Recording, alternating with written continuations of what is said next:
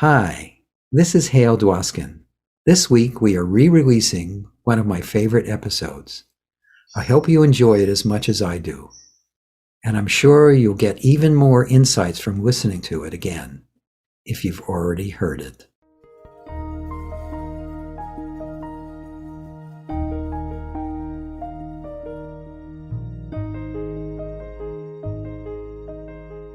Before meditating, put this powerful suggestion into the mind. Tell the mind, oh mind, whatever you can think of, no matter how great, how sublime, how spiritual, I am not interested. I'm not interested in anything that you can think of. And yet, I also put it in this way, that which I am interested in, you cannot think of it. And this is a powerful suggestion to the subconscious, to the mind itself.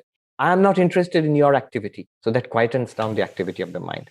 And yet, there is something I'm interested in. I, the spiritual seeker. Otherwise, what happens? The mind will go to sleep. Otherwise, a darkness comes upon the mind. So put in a suggestion there also that there is a seeking going on. And tell the mind that you cannot reach there.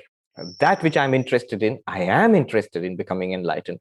I want to know my non-dual awareness nature, but you cannot deliver that to me. This silences the mind.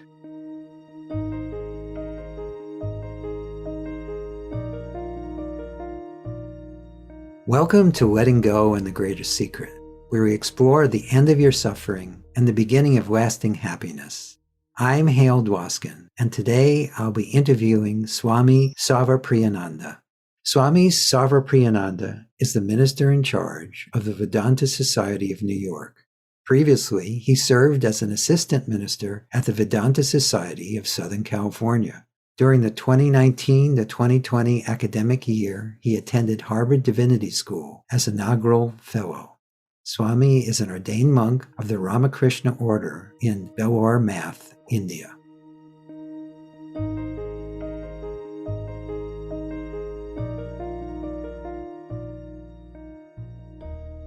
What is awareness and what is its importance? Well, that's the most fundamental thing about our lives, isn't it? Yes. And its importance was actually recognized a long time ago, back in the Upanishads, which were composed or revealed, let's say, 3,000-4,000 years ago, even by conservative modern scholarship.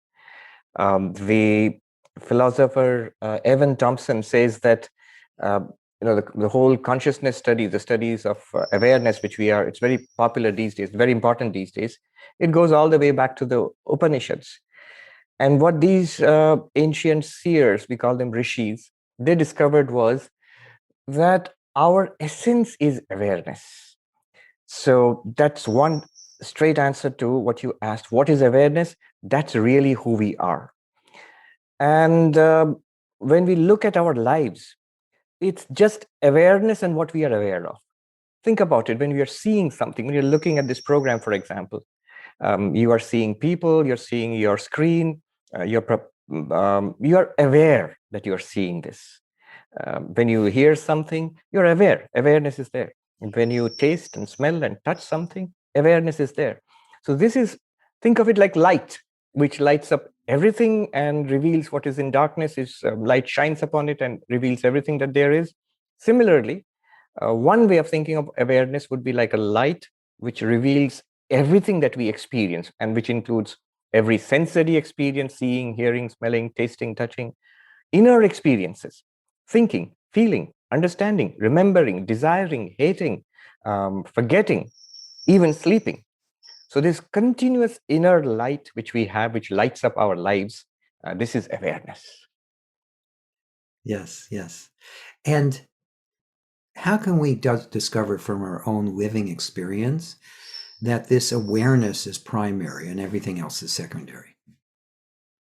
Hale, that's an easy question and one of the most difficult ones at the same time. You're asking straightforward, how do we become enlightened? Right. Yes. I know.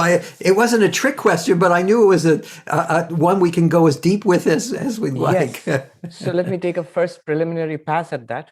First is that it's always present. As somebody put it, it's never not here. Right. It's always present. It is in and through every one of our experiences. So it's always available. What we're looking for is always available. The way I put it is, when you are in search of awareness, you're basically in search of yourself. And that is not a search in space. You don't have to go anywhere, some particularly holy place or high up in the Himalayas, or even to a place called heaven. You don't have to go anywhere. You could. You would find what you would find there is exactly what is present right now. It's also not a search in time. It's not something you have to wait for.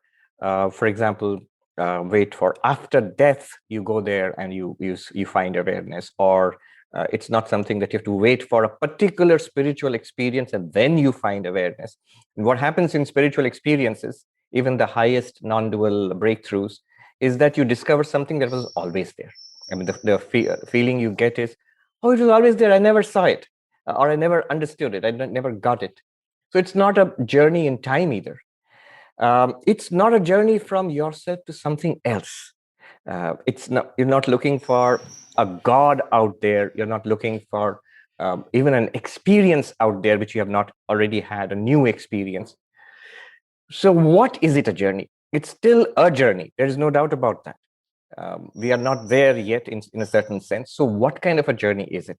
When you say you're looking for your own real nature, awareness, it's a journey from ignorance to knowledge, from not realizing to realizing, from not knowing to knowing. But there are two little wrinkles here. One is, this knowing is not an objective kind of knowing where you read something or hear a lecture or take a course and then you know. It's not like that. Because awareness is that which is lighting up all knowing. It's present in all knowing. It makes all knowing possible, all understanding possible, all not understanding possible also, all remembering and forgetting possible. So it's the basic light which lights up our lives. That's the problem. That's one problem, that it's not the usual kind of knowing. That's why there is always this distinction in spiritual life between I'm sorry to do this, book learning and real I would say realization or intuitive experiential realization. That's one. The second problem with this is, because it's directly present all the time and it is involved in and through every experience, it's easy to miss it. Yes. The real problem is that we are looking in the wrong direction. All our experiences are objective experiences, whether they are people, places, gadgets, food, whatever we taste externally, or whatever we taste or experience internally, like thoughts, feelings, emotions, ideas. They are all objects to consciousness. They are all objects to awareness. They are not awareness per se as such. So that's what makes it more complicated. So these are a couple of big hurdles you have to overcome. It's a knowing, it's a realization, it's a kind of getting it, and yet it's not a book learning or a book knowing. The books can help, and they are important. They really point us in the right direction. So you have to understand the place of teachings and books as pointers. The second really big problem is, it's not out there. It's not an object. And that's a really, really big problem, because all that we have been accustomed to experience, whether worldly or spiritual, whether good or bad, they're all objects to awareness. We never have really considered what awareness is in itself. This is the first time we are turning the light towards itself. Sri Ramakrishna had this beautiful little parable. A village watchman, you think of a village in India, in the dark, there's a watchman with his stick and his turban and his lantern, and going from house to house. And somebody meets him, and he's holding the lantern and sees everybody's face there. And somebody whom he meets on the way in the dark says, "Sir, would you for once turn the light on your own face? We have never seen your face." So it's like turning the light on the watchman's face. We are that watchman, and the light and the face are basically the same thing. So these are the issues on the path. Yes. And even our spiritual experiences are experiences still, aren't they? That's something that a lot of people stumble over. Yes. Um, That's why I brought it up. I'm very glad you brought this up. Spiritual experiences are also experiences. It's not to deny that there are no spiritual experiences. There are this vast range of spiritual experiences not yet explored by modern psychology, but pretty well known to all the religious traditions of the world. Pretty well known. The mystics of the world religions have had this vast spectrum of spiritual experiences, but they are experiences. Yes. If you see a cup of tea, you are seeing it. You, awareness, through the mind, through the eyes, you are able to see the cup of tea and taste the tea. If you see God, it's still the same awareness. It is to you the awareness that this mystical, amazing vision of a divinity, of a deity is revealed. Now, I'm not saying the cup of tea and the God vision are the same. They're not. The mystical experiences of the world religions are extraordinarily valuable experiences. They are far more valuable than our mundane experience. They are life transforming. Yes, they are the sources of our world religions. Yet, the thing that has to be understood here is that it is to the same awareness. It is because of the same awareness that you have the tea experience and the God experience. It is in the same awareness that you have the tea experience and the God experience. It is not apart from that same awareness that you have the tea experience and the God experience. And ultimately, that's the paradox and stunning realization. They are nothing other than awareness itself, appearing to itself as objects. Yes, yes. So, in my experience, a lot of times people also get confused by the side effects, as I would put it. As you recognize that you are awareness, there is this often a feeling of lightness, of openness, of love, of stillness. And isn't that too just another experience or a side effect of recognizing what you are as opposed to that itself? I'll make a subtle distinction here. Please do. That's why I brought it up. I wanted to get your perspective on it. Yes. Rather than use the word side effects, I would say the benefits, the natural benefits is much better. benefits, yes, the natural outcome, and something that flows from the nature of awareness itself. Yes, yes. So, for example, one powerful indicator of a genuine spiritual experience would be the sense of oneness with everything. Yes. That all is one, and I am that oneness in some sense. And that is basically awareness. It's a good example would be when we wake up from a dream. When we wake up from a dream, we realize whatever we saw in the dream was me, I the dreamer. Whoever I saw in the dream was I the dreamer. Even the little guy who was there in the dream, I thought I was that guy, was I the dreamer. Even the inanimate things in that dream world was I the dreamer. Yes. So all of those things in the dream world and all those people are one with me, the dreamer.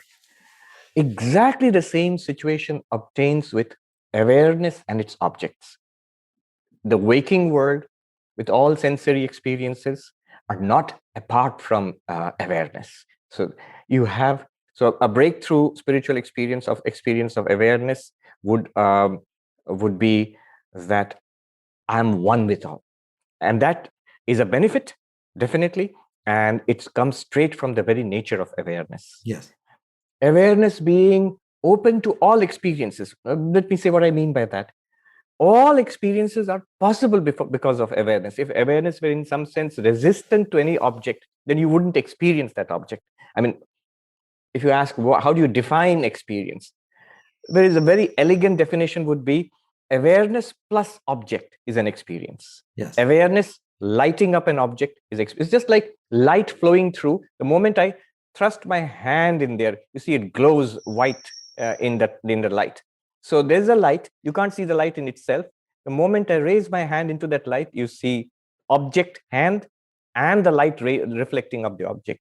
Similarly, whatever we experience in life, whatever we see, hear, smell, taste, touch, people we meet, interactions we have, thoughts we have, emotions we feel, they're all like objects floating up in the white light of awareness. So that's what we call an experience. And awareness is not resistant to any experience whatsoever. That nature of awareness, upon the breakthrough, upon the intuitive grasp of what we are, we experience as openness. So if I am aware, if I am awareness, then I am naturally choicelessly open to anybody, anything whatsoever. Now, the subtle distinction I want to make is, let's take these two very deep experiences of oneness and openness. Those are that is the very nature of awareness. Yes. The moment we grasp that, or we make the breakthrough, some of that is transferred to the mind. By mind, I mean the internal instrument of thoughts, feelings, ideas, the intellect, the ego, that which says I. So I am not the ego, I am awareness. Yes. But what happens is the mind now grasps that, or at least is radiated is illumined by this new understanding. Yes. So the person, I mean, what is the person after all? It's that impersonal awareness, which I really am, shining through a particular mind with its conditioning, with a particular body-mind complex. And so that impersonal awareness, is shining through this body-mind as Sarvapriyananda right now. Now, what happens is this person gets some of those benefits. Yes. So that you can see a big change in the thought and the behavior of that person. Yes. That's what you might call an enlightened person, a saintly person, or Jivan Mukta. The term used in Vedanta is the embodied yet free. Yes. Yeah. Yes, and I guess what I was pointing at, though, there was two things I wanted to pick up on. The first thing, what I was pointing at, is not that which comes naturally from awareness, but the mind will sometimes think, well, because at the moment I'm not blissful every moment, or I'm not always experiencing as an experience this oneness. It's more in the background. We may doubt our having recognized truth. Yeah. And the mind starts second guessing what's being experienced. Can you talk a little bit about that? Yes. One thing we need to know for sure, you do not really ultimately depend on the mind. It's the mind who depends on you. Yes. You are not the servant of the mind. This mind is your servant. It's your instrument. The senses and the mind is the instrument for awareness. So awareness shining through the mind and the senses enables them to function. Yes. Now, as you said, because we use the mind for everything, including our spiritual quest. So the mind also takes it upon itself that, all right, my job is to deliver enlightenment to this guy. So I'm going to make this guy enlightened. It cannot. Right. But in its attempts, it can be used. The mind is used for listening to a talk, reading a text. It can be used for meditating. These are all good things. One of the Kashmiri Shaiva philosophers, Abhinavagupta, he says the mind trying to realize awareness is like a rock trying to illumine the sun. Yes. Beautifully said. Beautifully said, yeah. Yes. I think he said a clay pot. That was a classic example. So a clay pot trying to illumine the sun. It's the other way around. Yes. So knowing this very carefully, one must not get upset. When the mind says, I'm getting it right, we can say, good for you, mind. When the mind says, I'm not getting it right, yes, I have to work harder at it, and you can say, don't worry too much about it, mind. I'm fine. Right. There is this beautiful meditative technique, a suggestion actually, used to calm down the mind in the Yoga Vashishta. It's a very ancient non-dual text. So there it says, before meditating, put this powerful suggestion into the mind. Tell the mind, oh mind, whatever you can think of, no matter how great, how sublime, how spiritual, I am not interested. I'm not interested in anything that you can think of. And yet, I also put it in this way, that which I am interested in, you cannot think of it. And this is a powerful suggestion to the subconscious, to the mind itself. I am not interested in your activity. So that quietens down the activity of the mind. And yet, there is something I'm interested in. I, the spiritual seeker. Otherwise, what happens? The mind will go to sleep. Otherwise, a darkness comes upon the mind. So put in a suggestion there also that there is a seeking going on. And tell the mind that you cannot reach there. That which I'm interested in, I am interested in becoming enlightened. I want to know my non-dual awareness nature. But you cannot deliver that to me. This silences the mind. Yes, that's a good pointer. Wonderful pointer.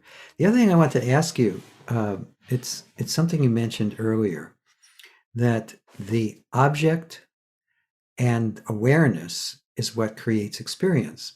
But isn't the object too part of awareness? Right.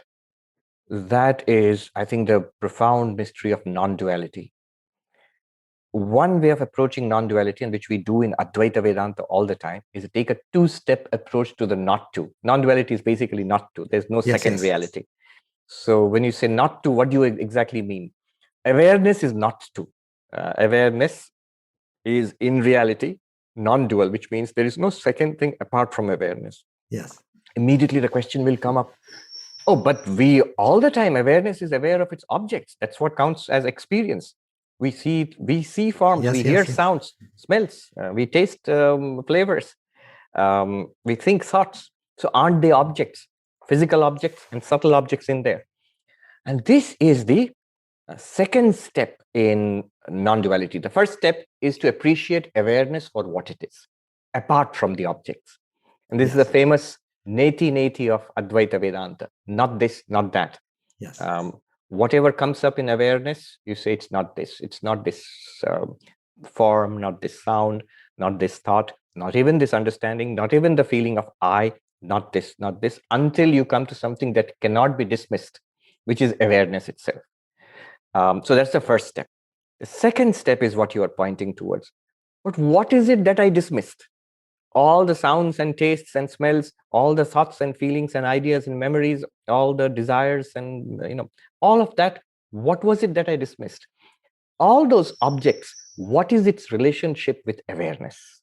Yes. As one great teacher of non-duality in India, Swami, he said, it is true, while it is true that awareness is separate, distinct from its objects. Awareness is distinct from everything else. It is true.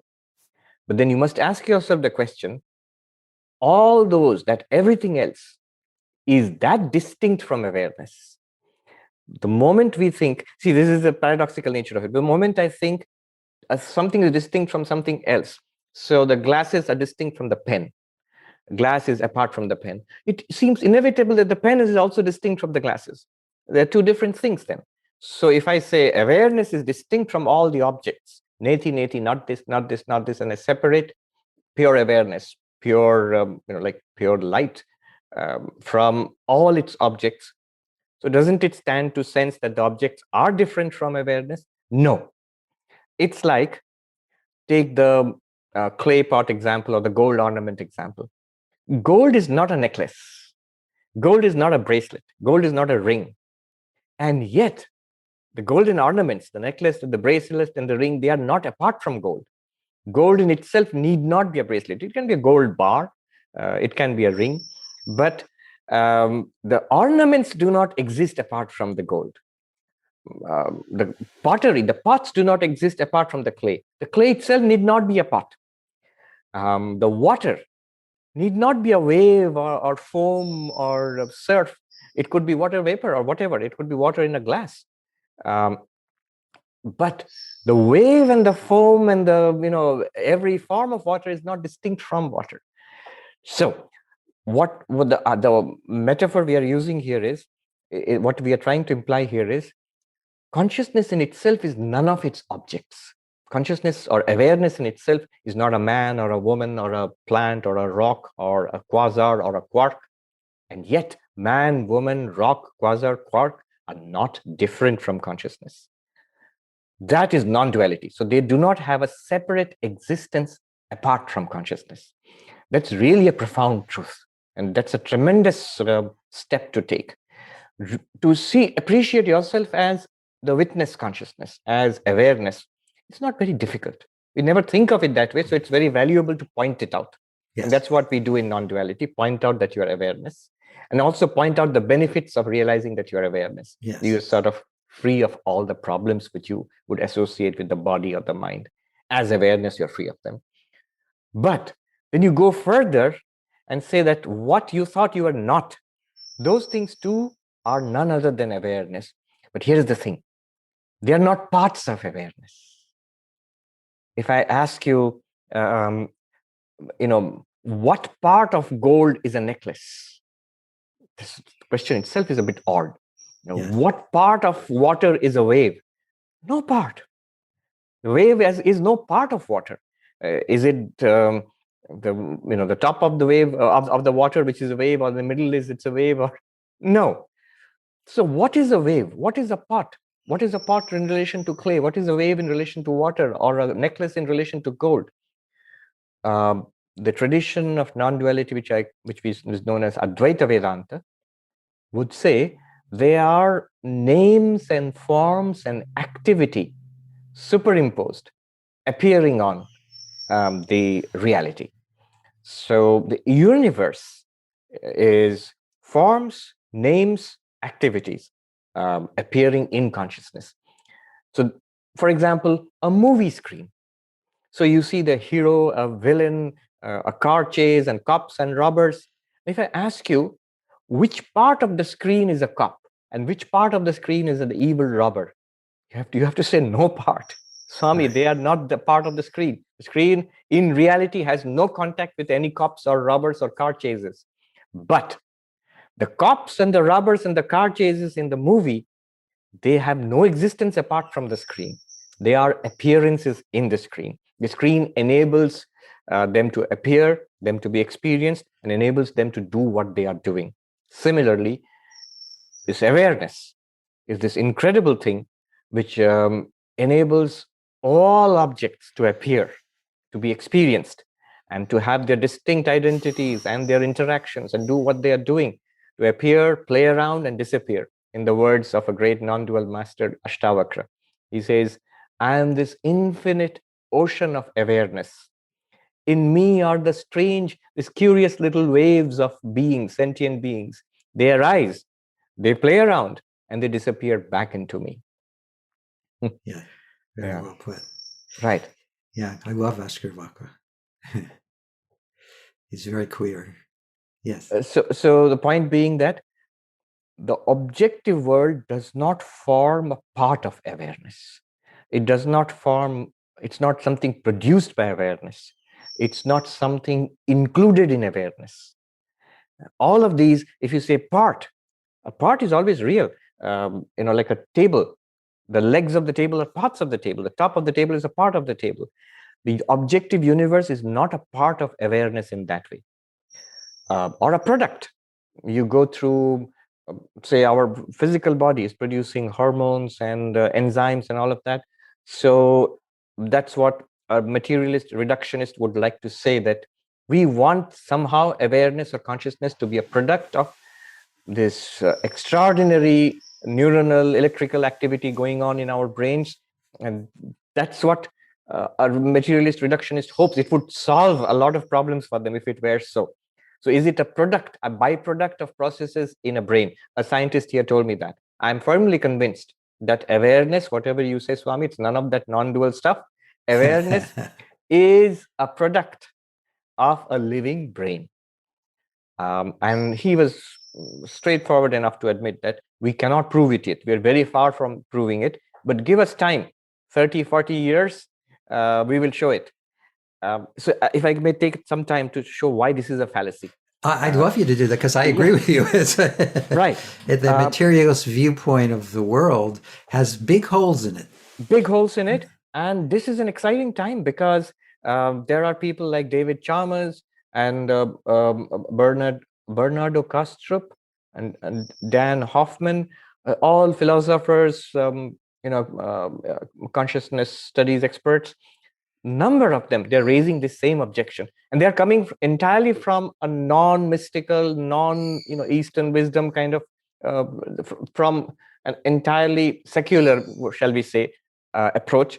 And they are questioning this, that is it actually possible to reduce our first person experience to physical processes in the brain? And they're saying, no, we don't even see how this is possible. Ed Witten, who is, somebody said, he's the nearest thing we have got to Einstein now. He is the string theorist in the Institute of Advanced Studies in Princeton. In an interview, it's available on YouTube. He's a cosmologist, but a string theorist. But somebody asked him in the interview, so what about consciousness and the brain? And his considered answer was brilliant. He said that as brain science advances in the years ahead, I'm sure we will learn many, many things about the brain, but not about consciousness. Because consciousness will remain a mystery.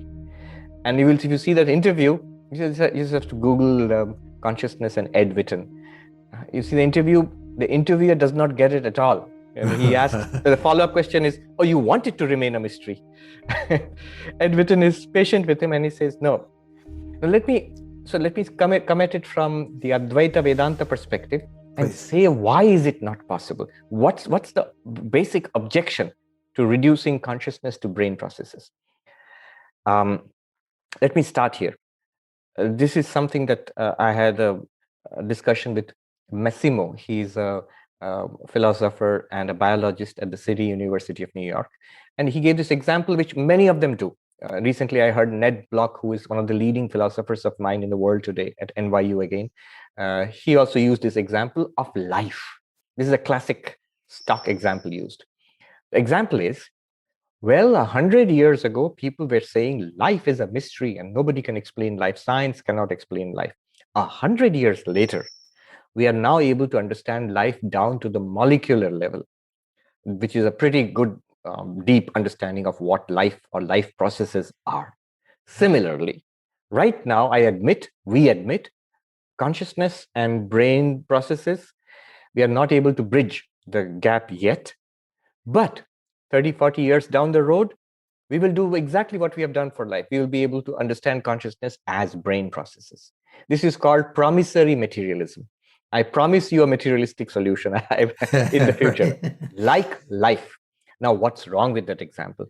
I did try to explain it to one or two of them. I don't know if I got across. Look at it from the perspective of non-dual philosophy, Advaita Vedanta, for example. The first division we made between awareness and object. Let's just go with that. It's very easy to understand phenomenologically, the way it feels to us. I am awareness, and anything that I'm aware of is an object. Anything. It could be a rock out there. It could be the subtlest emotion in my mind. Are you aware of it? Yes. Then it's an object. And you are awareness, aware of the object. Okay, so what? Now, what science does so far is to explain objective processes in terms of simpler, more fundamental objective processes. So, life, in Sanskrit prana, physiological processes, are these objects to consciousness or not? They are. We are aware of the life. I mean, it could start with the Buddhist mindfulness meditation where you're aware of breath, the intake and inflow and outflow of breath. You're aware of prana. Down to a scientist studying subtle biological processes in the body, or an Ayurveda doctor studying the health and physiology of a living body. All of it is object to awareness. Now, you have reduced complex physiological processes to simpler, maybe organic processes, an organic matter. At a molecular level, you've gone down to that. You have explained objective processes in terms of more fundamental objective processes. That's entirely possible. There's nothing wrong in principle. You can explain life like that. But you cannot explain consciousness or awareness in terms of objective processes, because you are now jumping from object to awareness. Instead of reducing complex object, simple object, what you're now saying is, I will reduce the subject itself, awareness itself, to an object. That's what's called a classic category mistake in philosophy. You cannot do that. That's the fundamental objection from the Advaita perspective. When you say, I promise to do just like life example does not hold. There you reduced complex objective processes into simple objective processes. Now you are saying, just like life, I'm going to reduce awareness to objective processes. You're making a jump. That jump is not allowed. The other way works. We can, there is a way of reducing or seeing that all objects are nothing other than appearances in consciousness. Yes. Yes. But also, isn't it that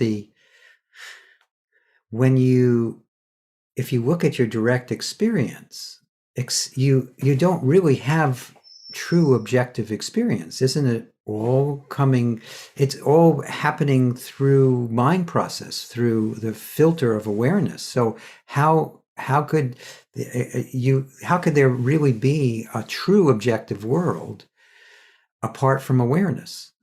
No one experiences that. Absolutely. You might say that here is a pen. It's an object. Yes, but give a little more complete description. It's a pen I see. Isn't that true? Yes. Yeah. And I see the pen with the help of my mind, with the help of awareness. Isn't that true? Yes.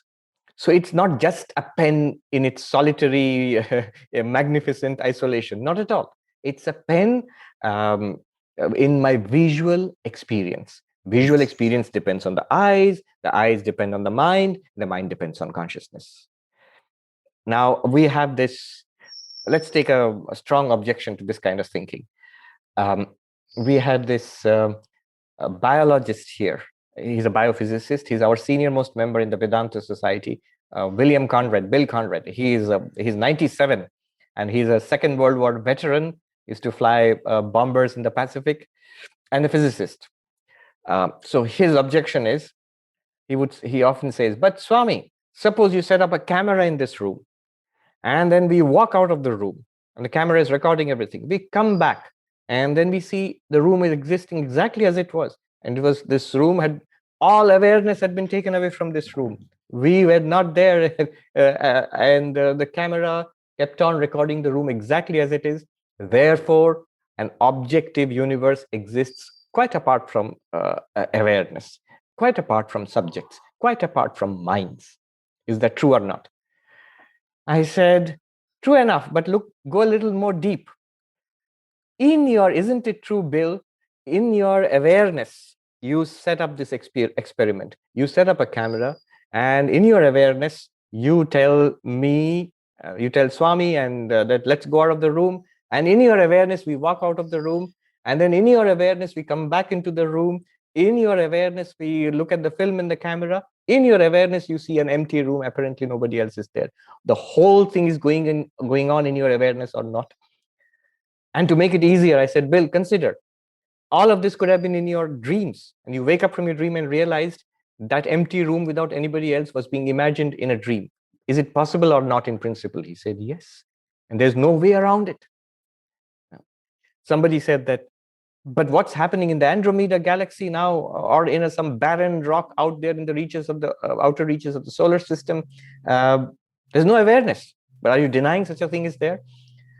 Notice, right now, you are making this claim and this experiment, all these discussions, they're going on in awareness. Right. The possibility of an Andromeda galaxy, of a barren piece of rock in the outer reaches of the solar system, all of it is this awareness through the mind talking about it. Yes. There's no way of jumping out of our own skin. There's no way of jumping out of awareness. This is an incredible thing. Now, one distinction I want to make here is why it's difficult to swallow is the difference between the old debate of idealism and realism in philosophy versus what the non-dual teaching is saying. There's a distinction. Realism, in terms of like materialist reductionism, or the idea that there exists a reality apart from our minds, apart from awareness. And the awareness through the mind and the senses comes into contact with a pre-existing reality. That's our common sense understanding of the world. That's realism. And philosophers like Bishop Berkeley and others, they challenged it and said, no, but even that, all that is in the mind. You cannot really jump out of the mind. Yet all of this thinking is also going on in the mind. So ultimately, everything is an idea in the mind. And I mean, just consider, to see anything, to interact with anything, that has to enter our minds through our senses. And only then we can consider it. So whatever you think about, it's still in the mind. So this is idealism. There is no proof of anything existing outside the mind. Now, idealism is out of fashion today, especially due to the increasing prestige of science and technology and all of that. Yes. It's realism now. But here is the big difference. Non-dualism could be idealism in this sense, but need not be. What non-dualism does is, it makes a distinction between awareness and the knower. This distinction is important. It's awareness flowing through the mind and the sense organs as a person, then the person is a knower. I know these glasses. I am awareness shining through the mind of this person and working through the eyes of this person and seeing the glasses. Now, from this person's perspective, I know the glasses, or I see the glasses. From my perspective, the glasses are outside me. There is a knower and there is a known. Here, the whole debate of realism and idealism goes on. But the teaching of non-dual awareness is untouched by this. It is, from the non-dual perspective, you can think of an independent material reality and the independent order of knowing subjects and interacting with each other, subjects knowing objects, both appearing in awareness. Vivekananda, in his poem, The Song of the Sannyasi, which means the song of the monk, he says, one only exists. It appears as nature and soul, or object and subject. Now, if you say the subject and object are interacting, that's realism. Perfectly all right. If you are an idealist like Bishop Berkeley, you would say the object is nothing but imagination in the subject. Again, perfectly all right, as long as the non-dual awareness is the base of all of this. That's why in Advaita Vedanta, we have multiple streams of teaching. One is very realistic. So Shankara interprets the Upanishads and the Gita and everything in a very realistic in the sense of philosophical realism. Consider the world exists and you are a person experiencing the world. It all exists. Take a common sense approach. And from there, he goes to the non-dual awareness. It's an easier approach. But there are more radical non-dualists who are idealists who would say the object is nothing but the subject, and the subject is nothing but non-dual awareness. Yes. Great. So I'd like us. I could actually keep going for a while, but before we end, I'd really love if you could give an exercise or two for people to bring this more into their experience, more into their direct experience. Yes. We've been talking more philosophically, but I'd like to talk and give people some exploration they can do on their own, one or two, whichever one you would like to share, that would help people start to experience this directly for themselves. Yeah, I do love the philosophical part of it. So I'm a bit of a school teacher. I go into that. No, but it was very well put, and I enjoyed every minute of it. But let's give the audience also, in addition, let's sweeten it a little by giving them something experiential. At this point, I'd like to say the beauty, one of the biggest appeals of the non-dual path is that it can be immediately experiential, because the claim is that all experiences are because of awareness. So the awareness is always there and always available. You just need a skillful pointing at it, and anybody and everybody can just intuitively get what we are talking about, and get the benefits of that too. Yes. So these are called prakriyas, or as you call them, vivekas. If you translate them, that means discernments. Yes. So the first step in non-duality is actually discerning what is meant by awareness here. We keep talking about awareness, but what is awareness apart from its objects? what is indeed awareness apart from mind? What is awareness in itself? Can we appreciate this? Yes, we can. Yes, we can. One thing to keep in mind here is what I had said at the very beginning. You are not looking for an object. If you find something that you are aware of, it's not awareness. It's something you are aware of. That which is aware is awareness. So let's take up a couple of quick exercises. Sure. One is from a text called the Drigdrishya Viveka, which was written about 700 years ago in the south of India. It's a manual of non-duality.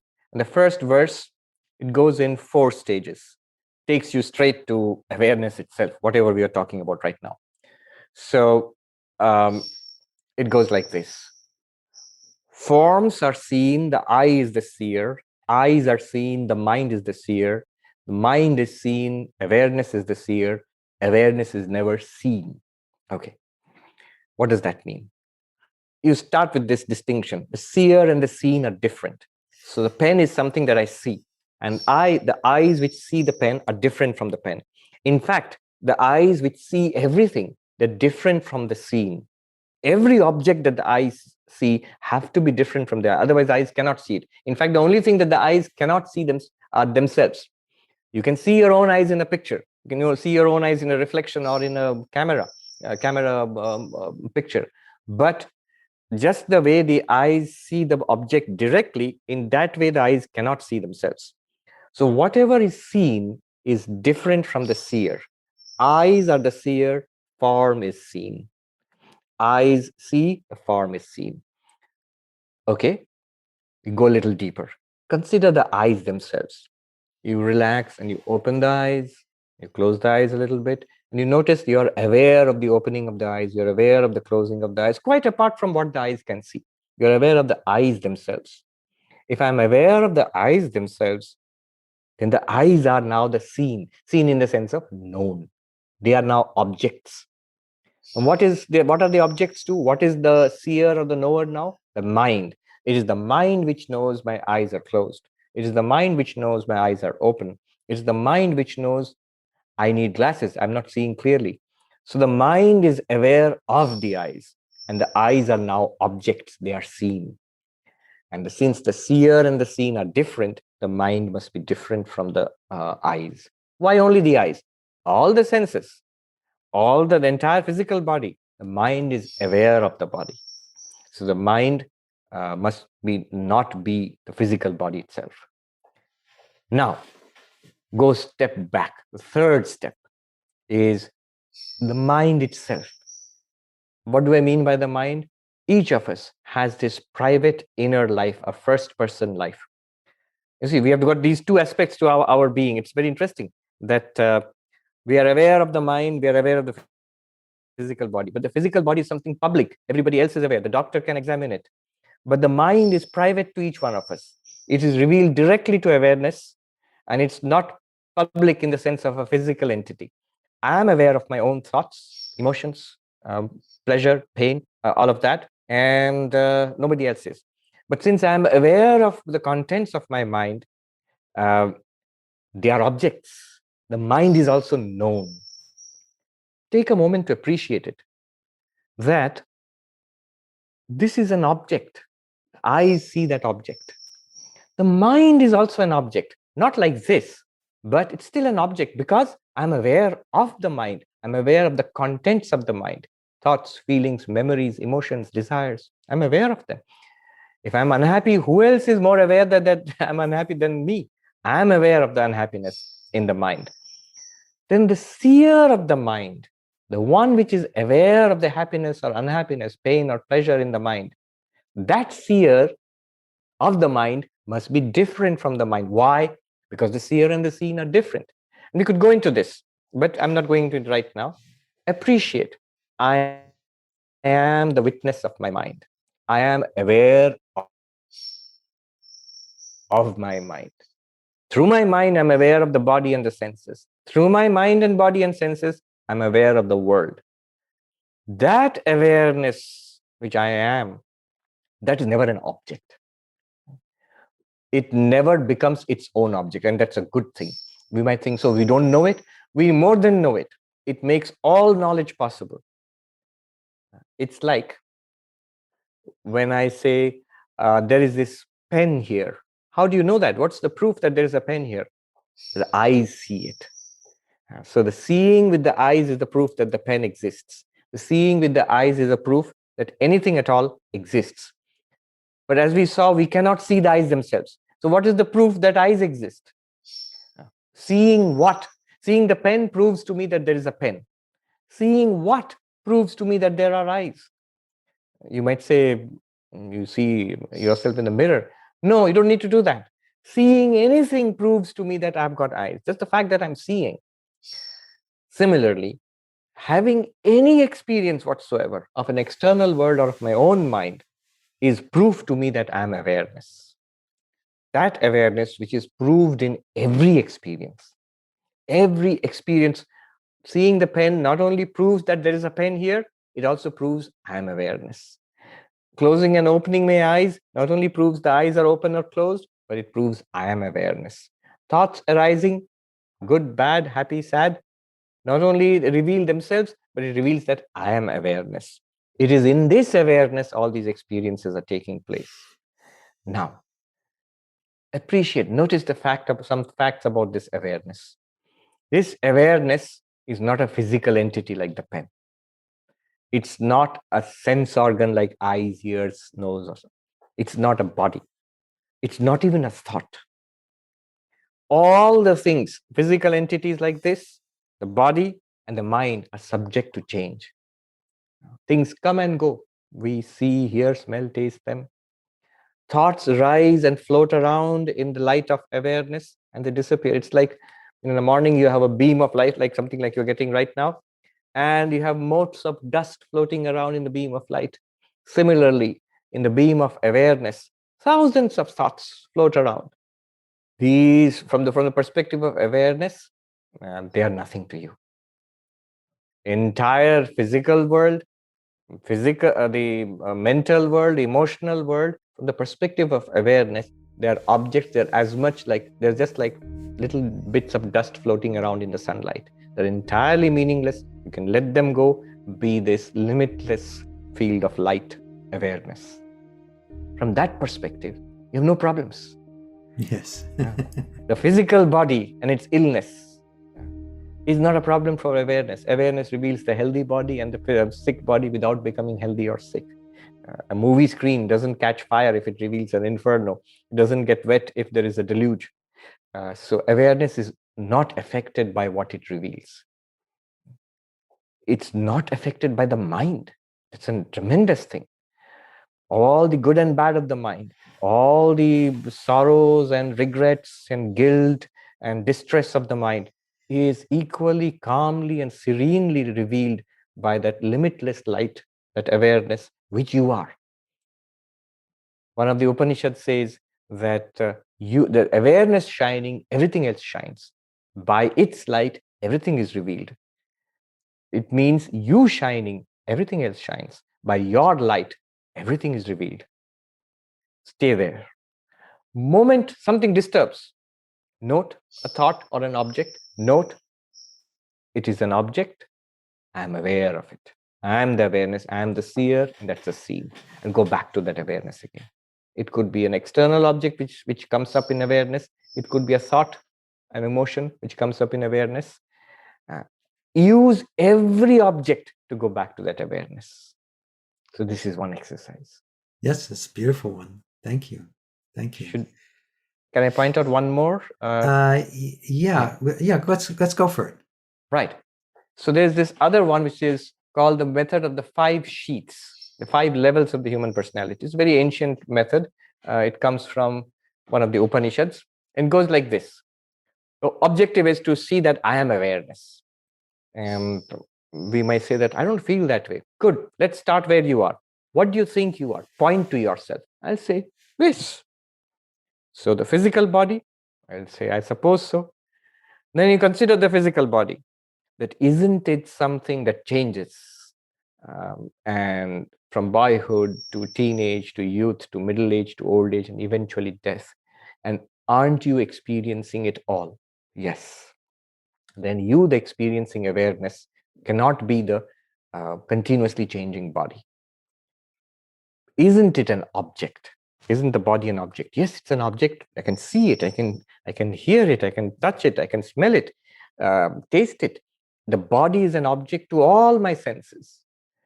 So it's an object to awareness. Then awareness must be different from it, because object and the subject, or knower and the known, are different. Notice, I am aware of the body. The body is not aware of me. This is a very subtle but very interesting, a very simple realization. Here, I am aware of the hand. The hand is not aware of me, the awareness. Yes. I cannot be this object which I'm aware of. It is, from that perspective, it is no different from the pen. I'm aware of the pen. I don't say I am the pen, but I say I am this body. But I'm equally aware of the body. How is it different from the pen? Someone might object, but you feel the pain in the body. Somebody said, if you knock the pen, it's nothing to you. But if someone punches you or pinches you, it is, you feel it. So you are, but the pain of the body is also an object. The moment I'm pinched, I feel the sharp sensation. Isn't that an object too? It's an object. Absolutely. Just like the pen. Yeah, I'm aware. My awareness arises the sharp sensation of a pinch. Just like that, the second level, the inner level of the breath. You breathe in and out. That's also an object. That's also continuously changing. I know it. It does not know me. I am the awareness. I'm not the breath. Go deeper. Thoughts, emotions, memories, what we call the mind. That's also changing. I'm aware of the changes. That's also an object. I'm the subject, the knower of that object. That's also something I'm aware of.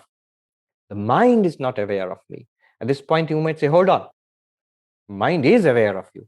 Not really. What is the mind? Thoughts. A very simple experiment will reveal this. Think of thought. I'll suggest one. If nothing occurs to you, it's suppose 2 plus 2 is 4. Think 2 plus 2, 4. Now, did you know 2 plus 2, 4, or was 2 plus 2, 4 the thought at that moment? Was it aware of you? Is the thought saying, Swami, you have not taught me for a long time. Good to see you again. No. The thought is just like mental, words, language, and like a self-speaking to you, like inner talk. That's it. It has no substance in itself, and it has certainly no awareness. I am aware of the thought. The thought is not aware of me. So the mind is also something which is object to awareness. I am not the mind. You go further. The intellect, which is doing this, it's a function of the mind, but I'm using it right now, trying to understand. So am I the intellect? Am I intelligence? Same thing. Intelligence goes through changes. It cannot comprehend. It works hard. Then it comprehends something. It is changing continuously. It is something I'm aware of. It is not aware of me. It's an object in awareness. So I, the awareness, am not intelligence in itself. I illumine the intelligence. It works in my light. But I am not per se intelligence. Go beyond it. If you try to go beyond the mind, no thoughts, feelings, ideas, memories, you will hit a blank, like deep sleep or deep meditation. But that's an object too. You are aware of the blankness. It's a very subtle thing. Yeah. It's like deep space, but light is flowing through space, and you don't notice it until, say, a comet or a satellite passes through it, to the light. But light is there in the darkness of space also. Similarly, awareness reveals the absence of thoughts, just as it reveals thoughts. This is where non-duality goes further than Descartes. Descartes said, cogito ergo sum, I am because I think, therefore I am. And non-duality would say, you go further. I think, therefore I am. I think not, and therefore also I am. The I am reveals the thinking and the not thinking. Yes. It reveals the thoughts and the absence of thoughts. It reveals waking, dreaming, and deep sleep. It reveals a chaotic mind and a deeply meditative mind. Awareness is one and constant. So that witness of the 5 sheets. What are the 5 sheets? You have to notice it in your own experience. Notice the physical body. Look at it and feel the physical body. Then close your eyes. The second sheet is the breath, the prana. Breathe in and out. Notice I am not that. Then go further inwards. Thoughts, feelings, emotions, the mind sheath. Um, you notice that I am not that either. Go further, the intelligence sheath. Notice I am not that either. Go further, what is called that blankness is called the causal sheath. And I notice that I am not that either. But I am the one light which radiates and illumines all five. That is awareness. In Sanskrit, these are called the Pancha Kosha, the five sheaths of the human personality. The physiological, the vital, the mental, the intellectual, and the causal. None of them I am. They all appear in me, the awareness. They play around in me. In my unenlightened state, I was not aware of awareness. I was not aware of myself as awareness. I was thinking I am those five.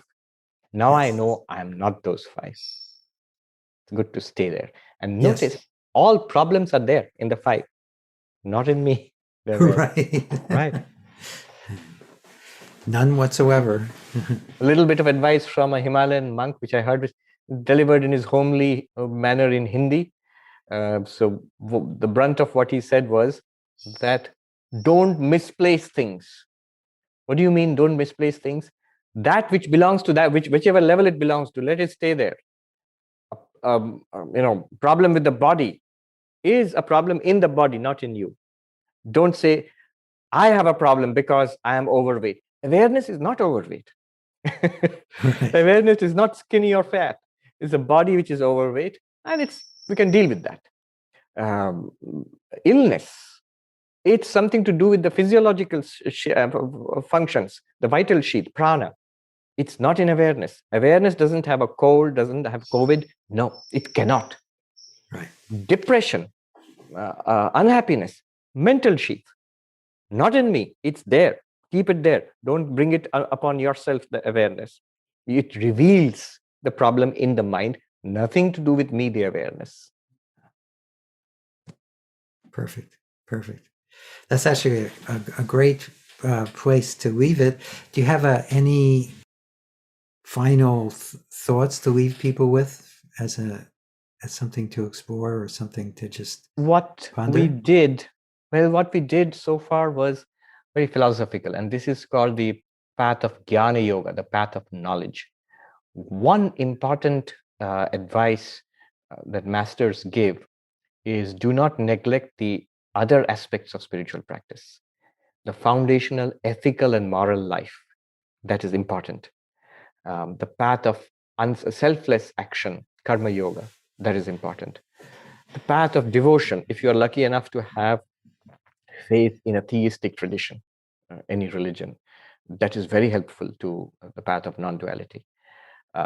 And the path of meditation, which is calming the mind, focusing the mind. They are all great helps. With the help of an ethical life, selfless action, devotion, and a meditative mind, non-duality is pretty easy. Yes. Without that, without those supporting structures, it becomes, as one teacher once told me, without those ancillary practices, non-duality remains like a theory. You feel, I learned something clever today, but it doesn't change my life. Yes. It's only when those things are there, then the changes become very quick and powerful.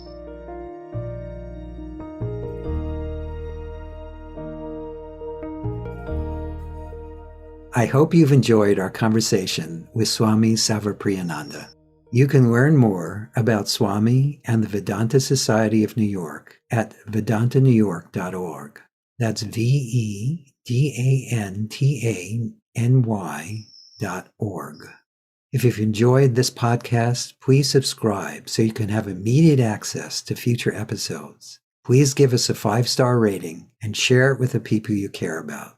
If you'd like to learn more about my work, my mentor Lester Levinson's work, and the Sedona method, please visit www.sedona.com. As you explore our site, you learn the key to lasting happiness, success, peace, and emotional well-being. We have books, courses, events, and plenty of free material to explore. Again, go to sedona.com. That's SEDONA.com. Thank you for being here, and we'll catch you on the next episode of Letting Go and the Greatest Secret.